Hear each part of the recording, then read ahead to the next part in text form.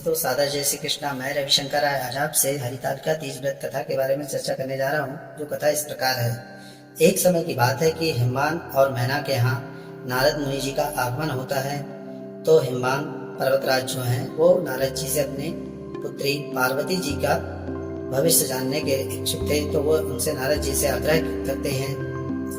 तो नारद जी बतलाते हैं कि इनका नाम तो उमा अंबिका भवानी है और ये जगत में पूज्य होंगी, परंतु इनको जो पति रूप में वर मिलेंगे उनका वर्णन इस प्रकार है। वो निष्काम हृदय वाले होंगे, वेश अमंगल वेश वाला होगा, नंगा होगा। ये सारे अवगुण अगर गुणों में परिवर्तित होंगे तो वो केवल शिव जी ही हैं। तो आप पार्वती जी को शिव जी का तप करने के लिए कहिए, तो भविष्य में शिव जी ही उन्हें प्राप्त होंगे, जिससे मंगल होगा। तो नारद जी यह कहकर चले जाते हैं। फिर रानी मैना और पर्वतराज आपस में बात करते हैं। तो उनके मन में मैना जी कहती हैं कि आप इस प्रकार का वर, सुयोग्य वर ढूंढिए जिससे ताकि मेरी पुत्री को कोई दुख ना हो या पीड़ा ना हो। तो पर्वतराज मैना जी से कहते हैं कि जो नारद जी ने कहा है वह सत्य ही है, क्योंकि नारद जी की वाणी कभी असत्य नहीं होती। तुम पार्वती को तप के लिए कहो। तब माता पार्वती जी के कक्ष में जाती हैं समझाने के लिए। तो वह देखती हैं कि पार्वती जी उनसे खुद एक स्वप्न के बारे में चर्चा करती हैं कि मैंने एक स्वप्न देखा है माता, कि एक गौर वर्ण ब्राह्मण आकर मुझे बोल रहे हैं कि अपनी माता पिता की आज्ञा से तुम वन में जाकर तप करो तो तुम्हें शिव जी प्राप्त होंगे। ऐसा उन्होंने स्वप्न में कहा। स्वप्न देखा और माता पार्वती ने अपनी माँ से, मैना से कहा। तो वह तप के लिए सखियों के संग चली जाती हैं। वहां पर वन में वो तप करती है, घोर तप करती है माता।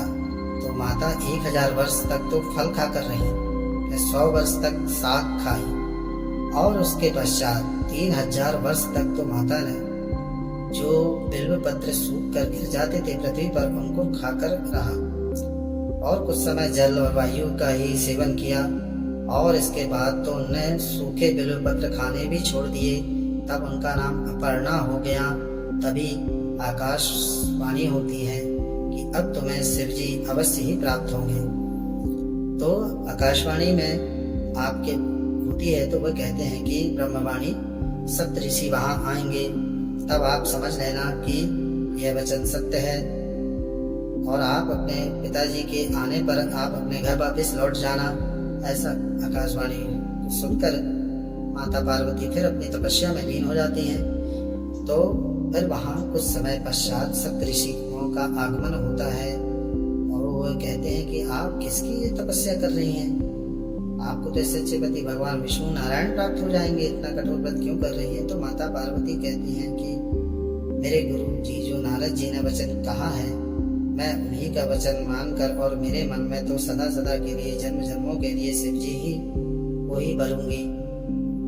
तो ऐसा वचन सुनकर वहां सप्तऋषि प्रसन्न हो जाते हैं और माता जगत जननी को धन्य धन्य है, धन्य हो माँ, आपकी जय हो, ऐसा कहकर वे चले जाते हैं।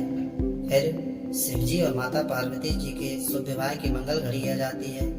तो यह शुक्ल पक्ष की तृतीया तिथि के दिन ही माता पार्वती और शिव जी का विवाह संपन्न हुआ। और इसलिए हर नारी जो शिव जी और पार्वती जी का पूजन करती हैं उनका सौभाग्य अखंड रहता है। पति की लंबी आयु के लिए यह व्रत करती हैं। तो यह व्रत की यही कथा है और इससे मंगल ही होता है, सुख समृद्धि और सब आते हैं। तो अगर दोस्तों यह वीडियो आपको पसंद आया हो तो मेरे चैनल को प्लीज़ लाइक एवं सब्सक्राइब कीजिए। फिर मिलेंगे नेक्स्ट वीडियो, तब तक के लिए जय हिंद।